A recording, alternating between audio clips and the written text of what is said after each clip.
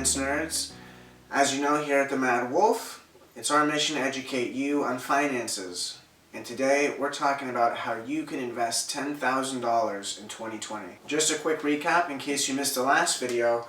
We went in depth on how to fix/increase your credit score and the different ways to go about it. With that aside, let's get into how you can invest $10,000 in 2020 and really make the most of it, because it is a sizable amount of money that can make a rather large difference in your long-term financial success. So it's important you utilize the money correctly, even if it's just gaining an extra 2% a year on your $10,000. If you were to do the math, it equates to over $18,000 in just 30 years of extra profit. And I'm pretty sure if you watch the video until the very end, you'll find a way to maximize that $10,000 and make an extra 2% on your money. So, in a freaky way, just by watching this video until the very end, you could be making an extra $18,000. And all I ask in return is for you to smash that like button for the YouTube algorithm, because it drastically helps out this channel. Let's get into a clear-cut guide as to the best ways you can maximize and get the most value out of your $10,000 that you're going to invest. So let's go ahead and start with the first one, which is going to be the most boring, practical, and safest options for the $10,000, and that's going to be emergency funds. For those of you who don't know what emergency fund is, it's really just setting money aside to only be used for, well, you guessed it, emergencies, especially when you have nowhere else to go. Ideally, the size of this fund should be between 3 and 6 months of your living expenses, and it needs to be in a very accessible location. Having this emergency fund will allow you not to rely on credit cards to get you through those tough events when they're unexpected. You won't have to sell your stocks or other investments, and most importantly, you won't have to take out any more high interest rate debt. So if you don't already have an emergency fund, then taking some of that $10,000 and putting it towards it would be my best recommendation. Now ideally, an emergency fund is totally liquid, it's kept in a safe place, the value of it won't change, and most importantly, it's accessible anytime you need it. A perfect place to keep that emergency fund would be in a bank that offers, let's say, more than 1.7% return on your money, and there are plenty of banks out there that fit the description perfectly. And yes, there'll be people out there in the comments who will say, I would much rather put my money in the stock market and make 2%, and that's fine, you can go ahead and do that. My reasoning is that when emergencies happen, it's normally on short notice and you need the money right away. And if a recession happens and you lose your job and or other investments, the value of those other investments could have already decreased significantly, and by that time you will have already wished that you kept your money in a savings account. Then, once you've built up that 3 to 6 month emergency fund, we can go ahead and move on to the next steps. The second rather boring and unexciting way to invest your $10,000 is going to be by paying off any high interest rate debt that you may have. Now here's how doing this is going to make you money. Now obviously, if you're in debt from school loans, auto loans, credit card debt, it doesn't matter, it's going to end up costing you money. Now of course some debt is good debt, especially if it's very low interest and it's helping you to make more money. Sometimes it makes more sense to keep that debt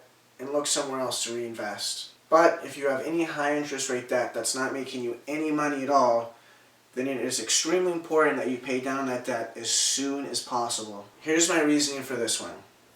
If you invest in a broad index fund or real estate or any other investments for that matter, on average, you'll be expecting to receive 6 to 12% return on your money. And to get that type of return, you'll actually go through a few years of when you'll be losing money. And on the other hand, when you have high interest rate debt and you start paying down that debt, it's like a guaranteed return on your money at whatever that rate of the debt was. So going and paying down a 20% interest rate on a credit card balance is the exact same thing as getting a 20% guaranteed return on your money. So here's my basic rule of thumb.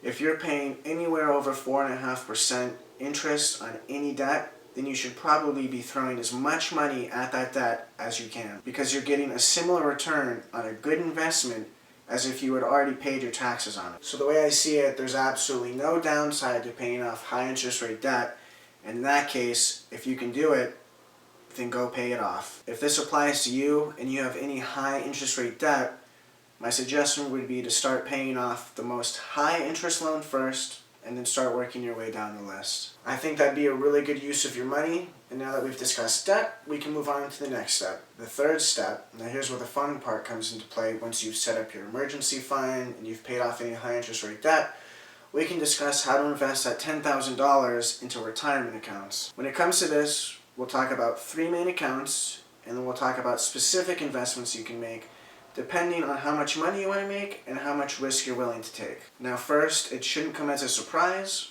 but my preferred retirement account to invest that $10,000 into is a Roth IRA. Now this is a retirement account that you can contribute after-tax money into, and all the profit that it generates will become 100% tax-free, and you'll be able to withdraw it at the age of 59. Think of it like this. Similar to a bank giving you access to a savings account, a Roth IRA gives you access to all your investments. And the term Roth just means that you've already paid taxes on the money that you decide to contribute to the account. Now here's how a Roth IRA works. You're able to set up one of these accounts and contribute up to $6,000 a year if you're under the age of 50, and if you're over the age of 50, you can contribute up to $7,000 a year. Now the massive advantage to this is that all the money you contribute to this account will grow 100% tax-free. That means if you open up an account with $1,000 and the account grows to $10,000, you wouldn't owe a single dollar in taxes as long as you take the money out after the age of 59. So a $10,000 investment means that you can max out your Roth IRA for the year 2020 and still have leftover money to invest in these next options. Like secondly, a 401k. This is an account where you can invest pre-tax money into and then pay taxes after you sell it and withdraw it, as long as you take it out after the age of 59. So the benefit to this is the money does not get taxed up front.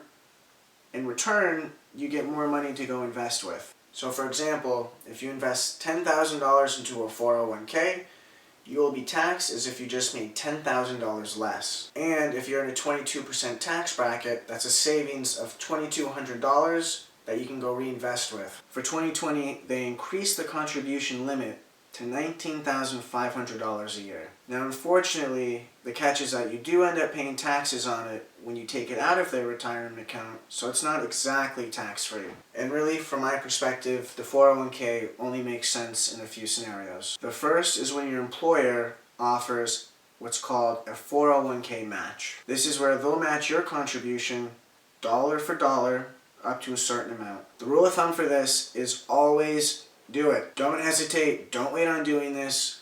Just maximize the 401k match program that your employer offers. No exceptions whatsoever. Secondly, the 401k makes a lot of sense, especially if you're in a higher tax bracket now and you plan on retiring in a lower tax bracket. Again, this all depends on your own situation, and there's always unknown variables when it comes to this. But my rule of thumb is always go and contribute the most amount that you can with your employer for the 401k match. And then use whatever money is left over and put it towards your Roth IRA if at all possible. And if you've done all that and you still have some of that $10,000 to invest, my recommendation would be to put it towards an HSA, which stands for Health Savings Account. This is really one of the best kept secrets out there, except it's not really a secret because people just don't know about it and they don't talk about it. There are some qualifications that you must follow in order to do this, but you can just do a quick Google search to see if you qualify or not. Let's assume you qualify.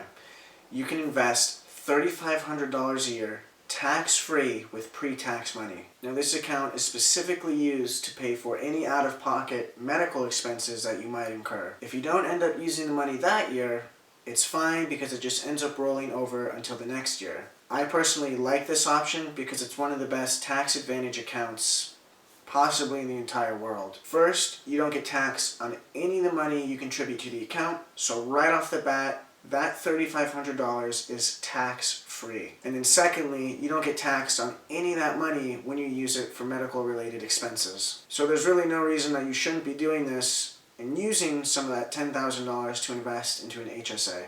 Now fourth, assuming that you're way ahead of the curve here, meaning you've set up your emergency fund, you've paid off any high interest rate debt, you've set up your retirement accounts, and now you want to know what to do. So here's what I would do with $10,000 if you're trying to save up for a larger investment and you don't want to take a lot of risk. I would throw it into either a savings account, a CD, or bonds. Now this might seem counterintuitive, but sometimes you want to save up for larger investments greater than that $10,000, like buying real estate or investing in other businesses or putting your money somewhere else that's just going to require more. So that's where this strategy comes into play. It's low risk, low reward, but it's safe, it's steady, and it's consistent, and you'll have the comfort of knowing that $10,000 isn't going anywhere. First, a high interest savings account is probably going to be the most obvious. And there's really no shortage of these accounts out there that pay at least 1.7% return on your money. There's a lot of options out there, and I don't want to spend time talking about all of them, so I'll just link a few in the description down below. But secondly, if you know you're not going to be needing that money anytime soon, and you're trying to save up for something larger, you can put your money into a CD, which gives you a higher return. This type of CD stands for Certificate of Deposit, and is pretty much the same thing as a savings account, but it has a fixed date for withdrawal. Meaning you're going to lock your money up for a specified amount of time, let's say 1 to 5 years, and during that period, you'll be getting a fixed interest rate on your money. Currently, most short-term CDs are paying between 2 and 2.5% return on your money,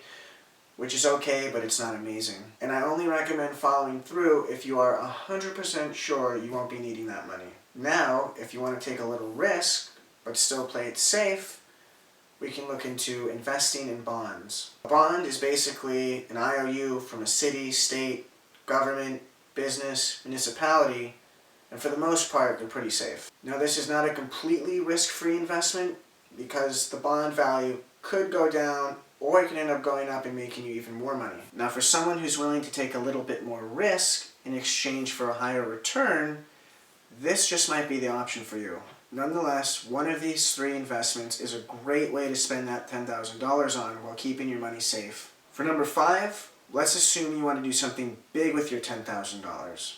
You want to make some moves. You want to turn your $10,000 into a small fortune in the future. But you don't want to end up doing something stupid with your money. So in that case, we have index funds. An index fund is something that tracks the overall market, so that you'll be able to have a piece of several companies just for one low fee. Since these funds track the whole entire market instead of one specific stock, this allows you to be more diversified and possibly receive more growth in the future. Historically, the most popular of these index funds is the S&P 500, which has been able to produce 8% annually.